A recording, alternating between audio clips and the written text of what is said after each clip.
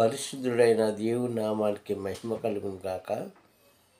మన ప్రభు అయిన క్రీస్తు నామంలో మీ అందరికీ కూడా వందనాలు. ప్రియ సంగమం, మీ అందరూ కూడా బాగున్నారు కదా.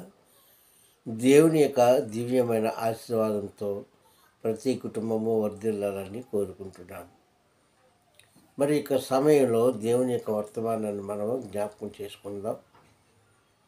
దేవుడు ప్రతి మనిషిని కూడా ఆశీర్వదించడానికి, ఫలపరితముగా ఉండడానికి ఆయన ఇష్టపడుతున్నాడు. అయితే మనం ఇక్కడ నేర్చుకోవాల్సిన పాఠం ఒకటి ఉన్నది. దేవుడు పక్షపాత బుద్ధి కలిగిన వాడు కాదు అన్న సంగతి మనకు తెలుసు. అదేవిధంగా ఆయా కాలాలను బట్టి దేవుడు మనుషులను ఒక్కొక్క రీతిగా చూస్తాడు అన్నది కూడా మనకి తెలుసు. కానీ ప్రతి ఒక్కరి మీద ఆయన ఆత్మ కురిపించాలని, ప్రతి ఒక్కరిని దీవించాలని ఆయన ప్రణాళిక మొదటి నుంచి కూడా. మధ్యలో మనం చేసిన దోషములు మాత్రమే ఆయన కంటికి అసహ్యంగా కనిపించి మరి ఆయన సన్నిధి నుంచి మనల్ని త్రోసివేశాడు. చాలామంది చెప్తారు, లూసిఫర్ తప్పు చేశాడు కనుక ఆయనను త్రోసివేశాడని. నిజమే, కానీ మనల్ని కూడా ఈరోజు దేవుడు తోసేస్తున్నాడు. నువ్వు భక్తిపరుడువే కావచ్చు, భక్తిపరురాలువే కావచ్చు, విశ్వాసుడే కావచ్చు, నమ్మకమైన విశ్వాసగా జీవించవచ్చు. కానీ నీలో ఏదైనా కొరత కనిపిస్తే దేవుడు వెంటనే పక్కన పెట్టేస్తాడు. రమారమి 400 సంవత్సరాలు ప్రజలతో మాట్లాడని దేవుడు ఎందుకు పెట్టాడు అంటే, ఆనాటి మనుషులు దేవుడికి అవిష్టమైన కార్యాలు చేశారు. వారిని బైబిల్ ఏం బోధిస్తుందంటే, చీకటి జనాంగము, దేని స్తోత్రం కలుగును కాక, చీకటి జనాంగము అని బైబిల్ బోధిస్తుంది. ఈరోజు క్రైస్తవుడా, నీవు చీకటిలో ఉన్నావా, వెలుగులో ఉన్నావా? జ్ఞాపకం చేసుకోండి. నిజంగా నీ వెలుగులో కానీ ఉండుంటే బహుశా ఈ లేఖనాలు కదా రాయకుండా ఉండునేమో. నిజంగా నీవు దేవుని యొక్క మార్గంలో నడిస్తే ఇంత హితబోధ క్రీస్తు కూడా మనకి చేసి ఉండడేమో అని ఒక సందేశం మాత్రం వస్తుంది. సర్వసాధారణంగా మనం ఈ లేఖనాలను ఎప్పుడు జ్ఞాపకం చేసుకుంటాం అంటే జన్మదినానికి ముందు కదా. కానీ ఇది ప్రతిరోజు మనం జ్ఞాపకం చేసుకోవాలి. ఏంటి ఆ వాక్యం అని చూస్తే, లూకా సువార్త 2వ అధ్యాయంలో ఒక మాట కనిపిస్తుంది. లూకా సువార్త 2వ అధ్యాయంలో క్రీస్తు జన్మానికి ముందుగా కొన్ని గుర్తులు వచ్చాయి ఈ ప్రపంచంలోకి. అలాగే దేవదూతలు కూడా వచ్చి సమాచారాన్ని అందించారు. అప్పుడు ఆ దేవదూత కొంతమంది మనుషుల దగ్గరకు వచ్చి ఇలా మాట్లాడిందంట. ఎలాగని, కొంతమంది గొర్రెలు కాపర్లు గొర్రెలు కాస్తూ ఉండగా రాత్రికాల సమయంలో వారి చుట్టూ గొప్ప వెలుగు ప్రకాశించెను. అది చూసి వారు భయపడి వెనక తగ్గినప్పుడు ఆ వెలుగులోంచి దేవదూత వారికి వినిపించిన మాట ఏంటంటే, భయపడకుడి, చీకటిలో ఉన్న జనాంగానికి గొప్ప వెలుగు ప్రకాశించెను, మీ నిమిత్తము క్రీస్తు పుట్టబోతున్నాడు అని చెప్పింది. ఇక్కడ 2 మాటలను మనం లోతుగా తెలుసుకోవాలి. చీకటిలో ఉన్న జనం కోసము వెలుగు ప్రకాశించెను అన్నది. ఏంటి చీకటి అంటే, ముందు మనం చెప్పుకున్నట్లుగా మనిషిని దేవుడు చీకటిలో ఉంచలేదు. ఫస్ట్. సెకండ్, మనిషిని దేవుడు కష్టాల్లోకి నెట్టలేదు. థర్డ్, మనిషికి దేవుడు బాధలను పెట్టలేదు. ఈ 3 విషయాల్లో కూడా మనిషి దిగజారిపోయాడు.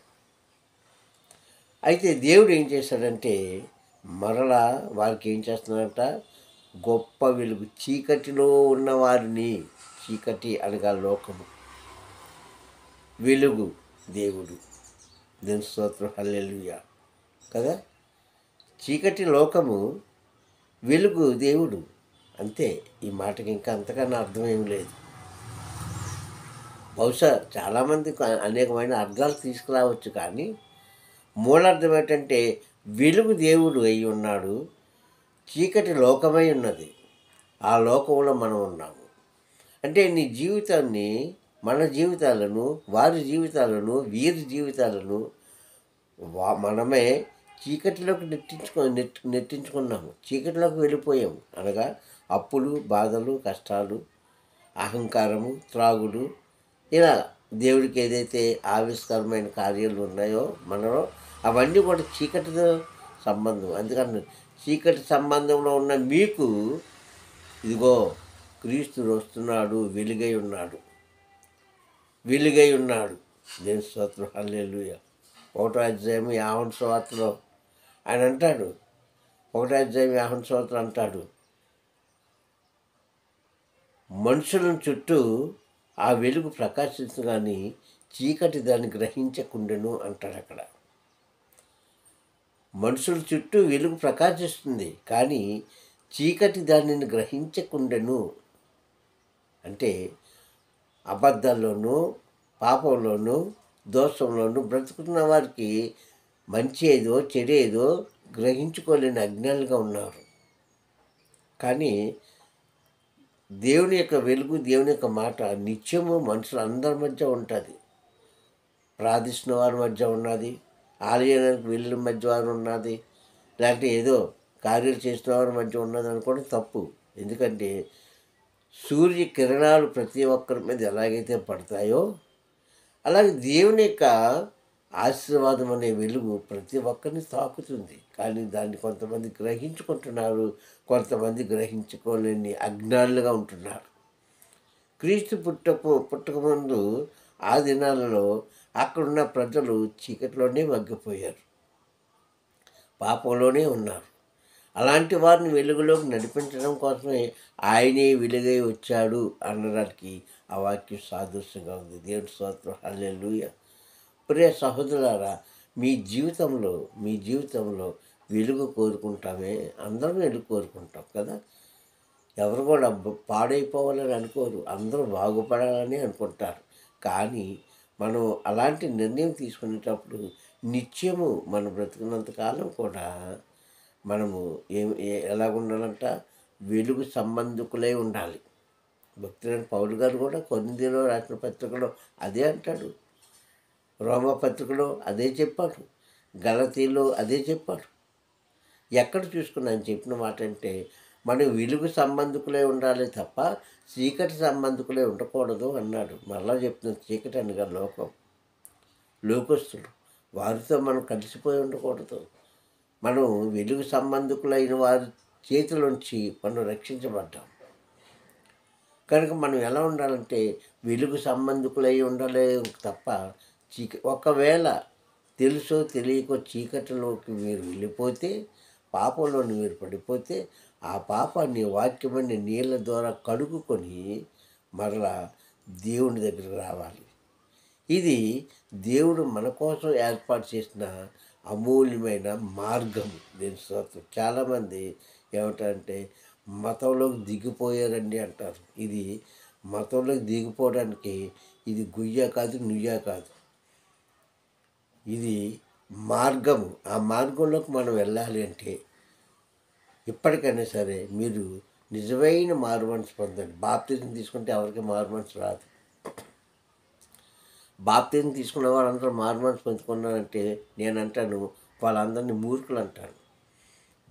మారుమనసు అంటే నీవు బాప్తిజం పొందకపోయినా చెడు కార్యాలు చేయకుండా, చెడు తలంపులు ఉండకుండా ఉన్నదే మారుమనసు. ఇది క్రైస్తవుడికే కాదు, ప్రపంచంలో ఉన్న ప్రతి మనిషికి కూడా ఈ మాట వర్తిస్తుంది. అందుకే బైబిల్ ఏం బోధిస్తుందంటే నీవు మారు మనసు పొంది నీకు పాప క్షమాపణలో కడగబడి వాక్యం ద్వారా పాపాన్ని విడిచిపెట్టుకుంటేనే కానీ నీలో నూతనమైన హృదయము, నూతనమైన జీవితం నీకు కనిపించదు అంటున్నాడు. అందుకే అక్కడ దూత చెప్తుంది, భయపడకుడి, చీకటిలో ఉన్న మీకు గొప్ప వెలుగు ప్రకాశించెను, ఆయనే క్రీస్తు. దేవుని స్తోత్రం, హల్లెలూయా. వాక్యమై దేవుడుంటే వెలుగై తన కుమారుడైన క్రీస్తు ఈ లోకానికి వచ్చాడు. సత్యాన్ని మనం మర్చిపోకూడదు. ఓ ప్రియ క్రైస్తవులారా, ఈ వాక్యం వింటున్న ప్రియ సహోదరులారా, మీరు ఎక్కడ ఉన్నారో ఒకసారి జ్ఞాపకం చేసుకోండి. ఒకవేళ మీరు నిజంగా మారు మనసు పొందాలనుకుంటే, దేవుడికి సన్నిహితంగా దగ్గరగా జీవించాలనుకుంటే, ఇప్పుడే మీ పాపపు జీవితాన్ని విడిచిపెట్టుకొని పశ్చాత్తాపంతో ఆయనకు ప్రార్థన చేయండి. ఆయనకు ప్రార్థన చేయండి. ఆయన మాత్రమే నమ్మండి. ఆ వాక్యానికి మాత్రమే విలువ ఇవ్వండి, మనుషులకు కాదు. కావున ప్రియ సహోదరులారా, వాక్యం వింటున్న మీరు బహుగా ఫలించాలని, చీకటి శక్తి అంధకారాలు మీరు జయించడానికి ఈ వెలుగనే వాక్యం ఒక్కటే మనకి ఆధారం అని తెలియజేస్తూ నేను కోరుకుంటున్నాను. ప్రార్థన. సర్వాధికారం తండ్రిని కొందమైన సకలాశ్వదర్కును కారణభూతులైన మా ప్రియపరలోక దేవ, నీ అమూల్యమైన నామాన్ని బట్టి ప్రార్థిస్తాను నాయన. ఈ యొక్క ఉదయకాల సమయంలో నీ అమూల్యమైన వాగ్దానం మాతో మాట్లాడినందుకు స్తోత్రం తండ్రి. నిజమేనైనా మేము లోకంలో ఉన్నామే కానీ మేము చీకటి సంబంధికులే ఉన్నాము కనుక అయ్యా దయచేసి మా పాపం దోషం తొలగించి వెలుగు సంబంధికులుగా జీవించడానికి సహాయం చేసి మహిమ పొందుకోమని సర్వాధికారి క్రీస్తు రాముడి ప్రార్థన అడుగుతున్నాను పరమ తండ్రి. ఆమేన్, ఆమేన్, ఆమేన్. మంచి కొందముడు. అలాగే మరి మా ఛానల్ సబ్స్క్రైబ్ చేసుకుంటే జీసస్ ప్లస్ కానీ ఛానల్ని లైక్ చేసి షేర్ చేయండి. దేవుని యొక్క దీవెని మీరు పొందుకోండి. దేవుడు మమ్మల్ని దీవించుగాక. ఆమేన్.